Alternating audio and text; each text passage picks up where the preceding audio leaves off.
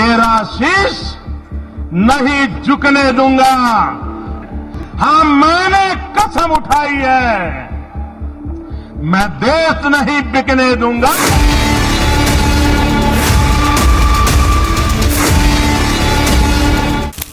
For development, our motto has been सबका साथ, सबका विकास।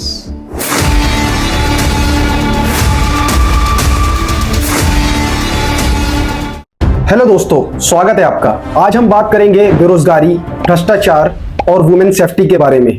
सबसे पहले हमें यह जानना होगा कि पहले भारत में बेरोजगारी कैसी थी। ये जानना जरूरी है क्योंकि आज के हाल समझने के लिए पीछे देखना पड़ता है। तो चलिए समझते हैं।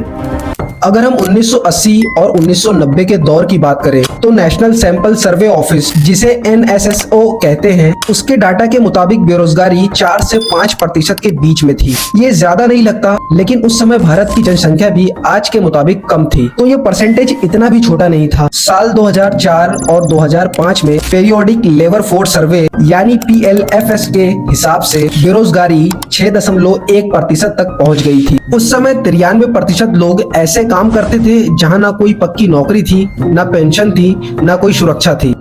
तो दोस्तों, ये था पहले का हाल। 1991 में थोड़े से आर्थिक नियम आए, जिससे थोड़ी सी उम्मीदें जगी। स्टील, कपड़ा और मशीन बनाने के काम शुरू हुए, लेकिन ये फायदा शहरों तक ही रहा। गांव के लोग खेती पर ही डिपेंड थे और वहां मशीन्स ने काम छीन लिया।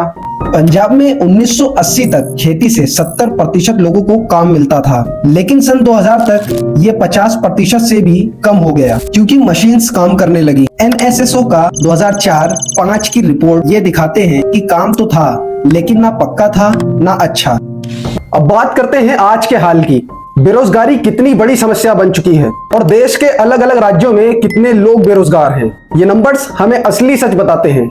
चलिए समझते हैं। साल 2025 की एक report centre for monitoring Indian economy, इसके मुताबिक देश में बेरोजगारी 8.2% है। 2014 में ये 5.44% थी, यानी बेरोजगारी बढ़ रही है, घट नहीं रही है। 2020 में कोविड-19 के वक्त 29% तक चली गई थी, क्योंकि लॉकडाउन से करोड़ों लोगों का काम चला गया था। शहरों में बेरोजगारी 5.2% है और गांव में 2.4% है। युवा यानी कि 15 से 29 साल के लोग सबसे ज्यादा परेशान हैं और औरतों के लिए ये और भी बड़ा मसला है। औरतों में बेरोजगारी 18.5% है, जबकि मर्दों में 7.8%।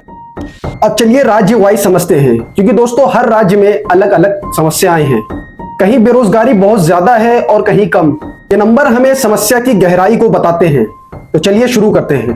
केरला में बेरोजगारी 7.0% है, लेकिन युवाओं में ये 29.9% है। वहाँ पढ़ाई तो अच्छी है, लेकिन नौकरियां कम है। हरियाणा 6.1%, 2022 में ये 37.4% था। ये बड़ा इंडस्ट्रियल एरिया है, लेकिन फिर भी परेशानी है। लक्षद्वीप 11.1%, सबसे ज्यादा, क्योंकि वहाँ पर काम के मौके सिर्फ टूरिज्म तक हैं। त्रिपुरा 1.4%, सबसे कम, क्योंकि गाँव में काम अच्छा मिलता है। मध्य प्रदेश 1.6%, यहाँ खेती से लोगों को काम मिलता है। गुजरात 1.7%, फैक्ट्रीज की वजह से बेरोजगारी कम है। राजस्थान 5.2%, दिल्ली 6.8%, बहुत सारे लोग शहर आते हैं, इसलिए कंपटीशन ज्यादा है। उत्तर प्रदेश 7.2%, यहाँ लोग ज्यादा काम कम है। बिहार 7.5%, यहाँ के लोग दूसरे राज्यों में काम ढूंढते हैं। तमिलनाडु 4.1%, यहाँ पर ITs और फैक्ट्रीज से फायदा है। लेकिन मिसाल के लिए केरला में पढ़े लिखे युवा इसलिए बेरोजगार हैं क्योंकि वहाँ काम पढ़ाई से मैच नहीं करता।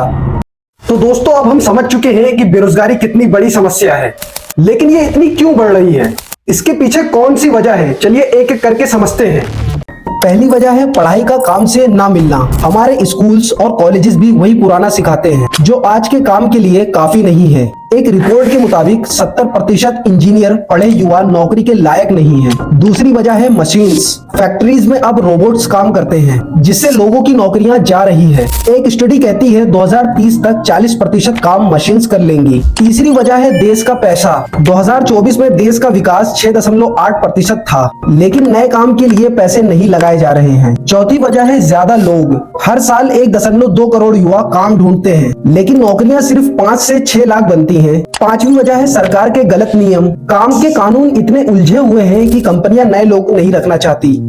एक मिसाल से समझे, उत्तर प्रदेश में मनरेगा यानी कि Mahatma Gandhi national rural employment guarantee act से काम तो मिला, लेकिन पैसे देने में देरी होती थी, जिससे लोग परेशान हैं। ये बात इंटरनेशनल लेबर ऑर्गेनाइजेशन और वर्ल्ड बैंक की रिपोर्ट्स भी कहती हैं। तो यह है बेरोजगारी के कारण, पढ़ाई, मशीन्स, पैसा और ज्यादा लोग और गलत नियम। अब बात करते हैं सरकार की कि उन्होंने क्या किया और क्या छोड़ दिया। ये जानना जरूरी है क्योंकि सरकार से हम सब सवाल पूछ सकते हैं। चलिए शुरू करते हैं। पहला वादा, नौकरियां। 2014 में बीजेपी ने कहा था कि हर साल 2 करोड़ नौकरियां देंगे। प्रधानमंत्री मोदी ने 2014 में ही वादा किया था 2 करोड़ रोजगार हर साल देंगे।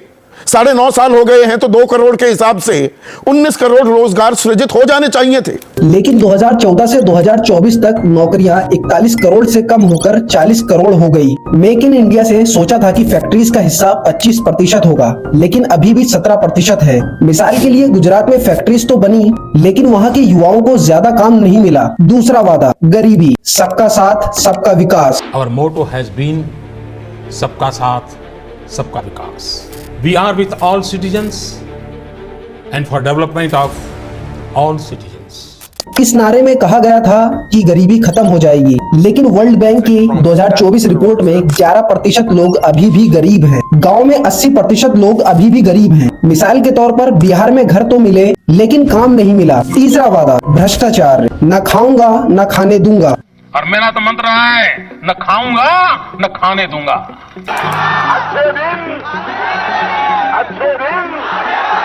लेकिन 2024 के ट्रांसपेरेंसी इंटरनेशनल रिपोर्ट में भारत 180 में से 93 रैंक पर है, जो 2014 से भी बुरा है। भ्रष्टाचार को रोकने के लिए लोकपाल जैसी एक संस्था बनाई गई, लेकिन काम नहीं करती कुछ भी। 2018 में पंजाब नेशनल बैंक का 13,000 करोड़ का घोटाला आपको याद ही होगा। चौथा वादा, सड़क और बिल्डिंग्स। 2021 में सरकार ने 2,33,083 करोड़ का प्लान बनाया, लेकिन गाँव की सड़कें अभी भी टूटी है। मिसाल के तौर पर यूपी के गाँव में सड़क के बनने का आज भी इंतजार है। पांचवा वादा, औरतों की सुरक्षा। एनसीआरबी 2023 के मुताबिक औरतों पर जुर्म 4% तक बढ़ा। कानून तो है, लेकिन पुलिस काम नहीं करती। दोस्तों, बेरोजगारी और सरकार के वादे ये एक बहुत बड़ा मुद्दा है। पहले से अब तक कुछ बदला, लेकिन वादे पूरे नहीं हुए।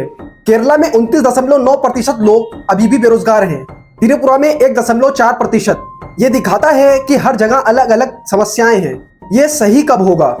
जब हम सब मिलकर सरकार से जवाब मांगेंगे। ये लंबा सफर था, उम्मीद है सच आपको समझ आया होगा। अगर ये वीडियो पसंद आया हो तो लाइक करें, शेयर करें और सब्सक्राइब करना ना भूलें। और कमेंट में बताएं कि आपके लिए बेरोजगारी का हल क्या है। मिलते हैं नेक्स्ट वीडियो में। Thank you.